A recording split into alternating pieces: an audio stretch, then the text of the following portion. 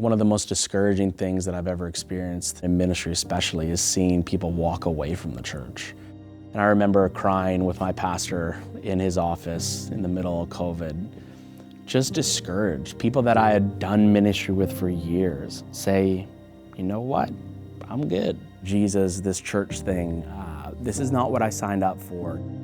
And I would just sit there and think and be like, Lord, like, do you really want me to keep going? Like, is there any other thing you'd want me to do? I think in that season, I obsessed about going and being a barista at a cafe.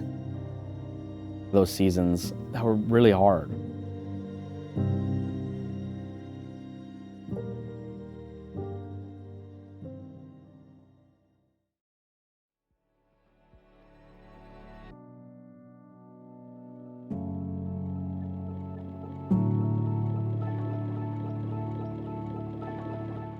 Hi, my name is James Clarence, and I am a pastor here in Yellowknife, Northwest Territories.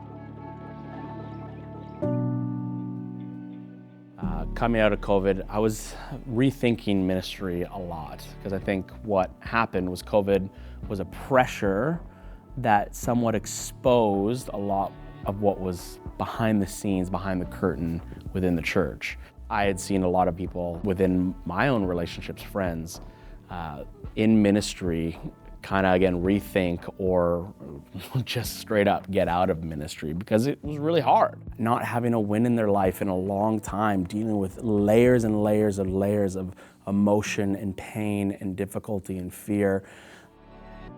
A lot of peers and friends, not just in the public spotlight, but just internally, were going through so much stuff that their marriage, their family, their church, they're like, I don't know what's going on here. And it was difficult because, again, seeing the result, the fruit of what was being built, COVID exposed. But in that season, I really sensed the Lord say, James, you gotta lean on me in this. I am with you. Though your friends or peers or colleagues are maybe jumping ship, I'm with you. And I've called you to this, and I'm gonna stick with you.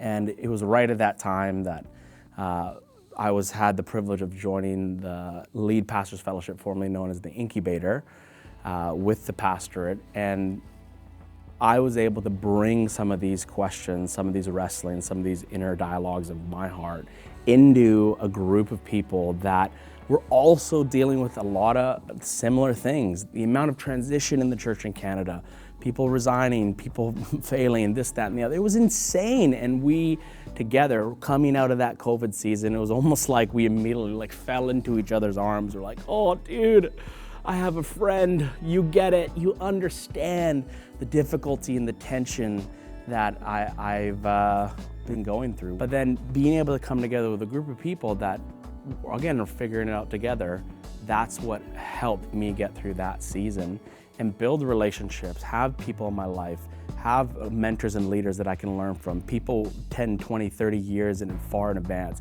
some heroes of the faith that we got to sit under their teaching and ask them questions, guys like Daryl Johnson and Keith Taylor and some of the heroes of our nation. I got to be able to sit and glean from them, learn from them, ask them the questions. Okay, you guys have been through some seasons of difficulty. How did you get through it? Okay, all right, and us as a group being able to learn from that and grow, which was extremely helpful, so much so to the point of major change and transition in our life, moving up here now to Yellowknife. I can still lean on those relationships that I've built. Pastoring can be lonely sometimes, let alone pastoring in a territory where there's not a lot of pastors up here. I need it badly.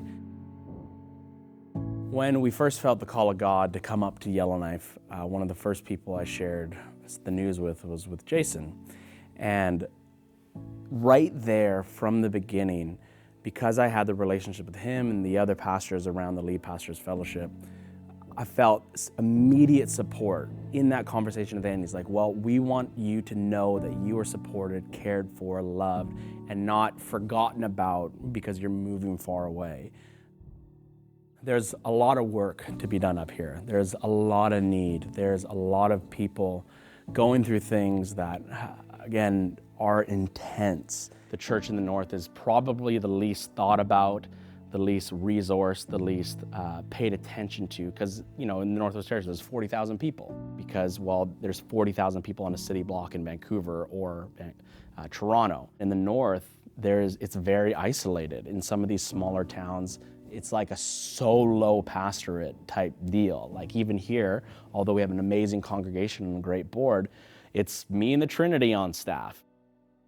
I think the Lord had to convince me in some ways, because I just was pretty insecure about myself, thought I wouldn't necessarily be the best fit for it, but God's like, no, I've called you, I've equipped you, I will open the door for you. Just follow in the way that I've called you to. What I felt like the Lord put on my heart is, man, how do we see, because there's 26 municipalities, how do we see a church gathering started or restarted in some of those places? In fact, in all of those places is kind of the dream. I'm like always thinking, how do we multiply? Not just grow larger, but how do we multiply and go out to where there's need? Because again, Acts 1:8, this is how the church started. Wait in Jerusalem till I send my Spirit to give you power to be witnesses in Jerusalem, Judea, Samaria, and the ends of the earth.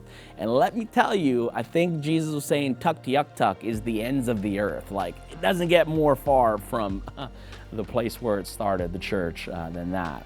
And how do we go and be obedient to that and reblaze some of the old trails that were paved in the early 1900s to help and serve the people of those towns?